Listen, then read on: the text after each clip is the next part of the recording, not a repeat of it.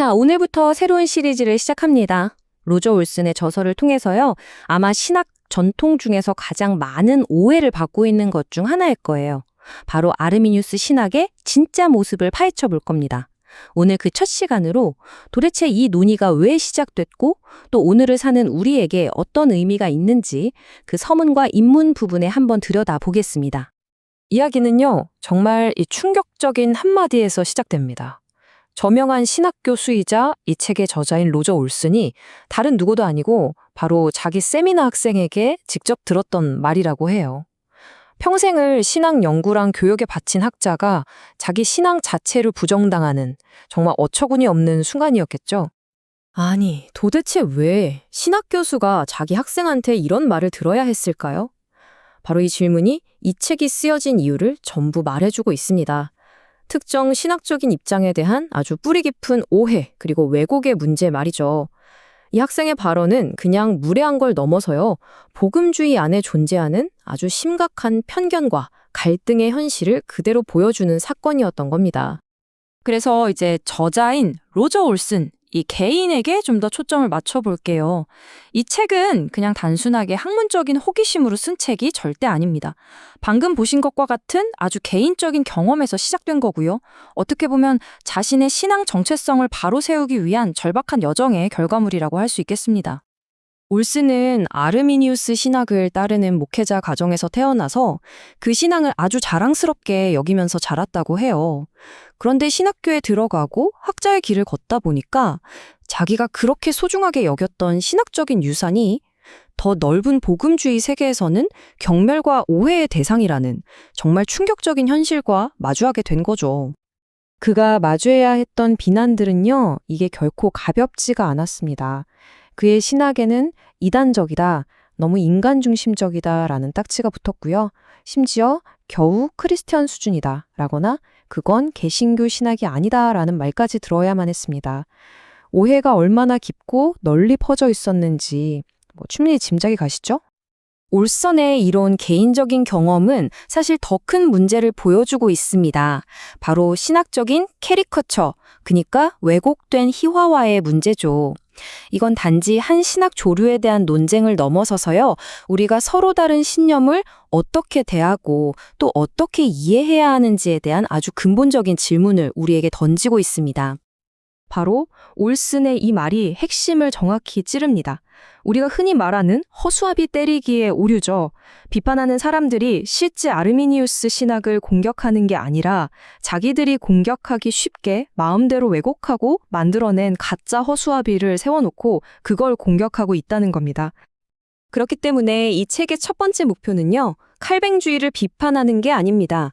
오히려 아르미니우스주의가 역사적인 자료에 근거해서 스스로를 어떻게 이해하는지 이걸 명확하고 정확하게 설명하는 데 있어요. 그러니까 이건 논쟁을 위한 변증이 아니라 이해를 위한 자기소개인 셈이죠. 자, 그럼 이제 본격적인 논의에 들어가기 전에 앞으로 계속해서 등장할 몇 가지 핵심 용어들을 먼저 정리하고 가겠습니다. 이 개념들을 정확히 알아야만 오해의 근원을 제대로 파악할 수 있거든요. 일단 가장 기본적인 오해부터 바로 잡죠. 아르미니우스주의. 이게 중앙아시아에 있는 나라 아르메니아랑은 아무런 관련이 없습니다. 이 이름은 16세기 네덜란드의 신학자 야코부스 아르미니우스라는 사람의 이름에서 온 거예요. 이거 의외로 많은 분들이 헷갈리시더라고요. 신학적인 구분의 가장 근본적인 지점, 바로 신단독설과 신인협력설의 차이입니다. 쉽게 말해서 신단독설은 구원의 모든 과정을 하나님이 혼자서 단독으로 결정하고 행하신다는 입장이고요. 이게 켈빙주의의 핵심 사상입니다. 반면에 신인 협력설은 구원 과정에 인간의 자유로운 응답이 포함된다고 보는 건데 고전적 아르미니우스주의는 바로 이 복음주의적 신인 협력설의 한 형태로 이해할 수 있습니다. 그리고 여기서 올슨이 제시하는 아주 중요한 구분이 하나 등장합니다. 모든 아르미니우스주의가 다 똑같은 게 아니라는 거죠. 이 시리즈에서 우리가 다룰 건요, 인간은 전적으로 무능력하고 그래서 하나님의 은혜가 절대적으로 필요하다고 믿는 고전적인 마음의 아르미니우스주의입니다. 인간의 이성이나 능력을 더 신뢰하는 경향이 있는 머리의 아르미니우스주의와는 명확하게 구별해야 합니다. 선행은총. 이 개념이야말로 고전적 아르미니우스주의의 심장과도 같은 겁니다. 그리고 바로 이것이 아르미니우스주의를 인간이 하나님의 도움 없이 스스로 구원을 시작할 수 있다고 보는 반펠라기우스주의라는 이단과 구분짓는 결정적인 교리예요. 무슨 뜻이냐면 인간이 반응하기도 전에 하나님이 먼저 은혜로 일하셔서 우리가 믿음으로 반응할 수 있는 능력 자체를 주신다는 겁니다. 자, 이제 용어 정리를 어느 정도 마쳤으니까요. 이 신학 전통의 핵심 신념, 그리고 그 근간이 되는 역사적인 문서를 통해서 이 논쟁의 진짜 중심이 뭔지 한번 들여다보겠습니다. 아마 이게 가장 널리 퍼진 오해일 겁니다. 이 두 신학의 대립을 그냥 예정론 대 자유의지라는 아주 단순한 구도로 이해하는 거죠.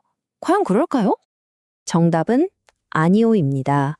사실 칼뱅주의도 자유의지를 이야기하고요.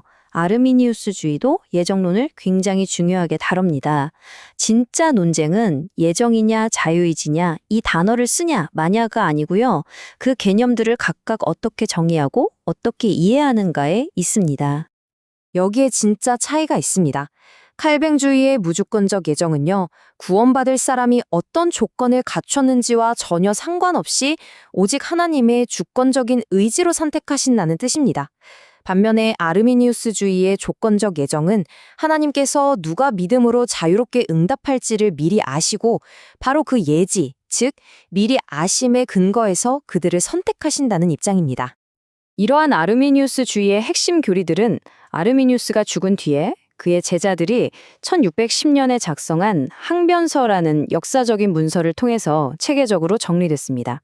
이게 바로 고전적 아르미니우스주의의 신학적인 정체성을 보여주는 아주 중요한 선언문이라고 할 수 있죠.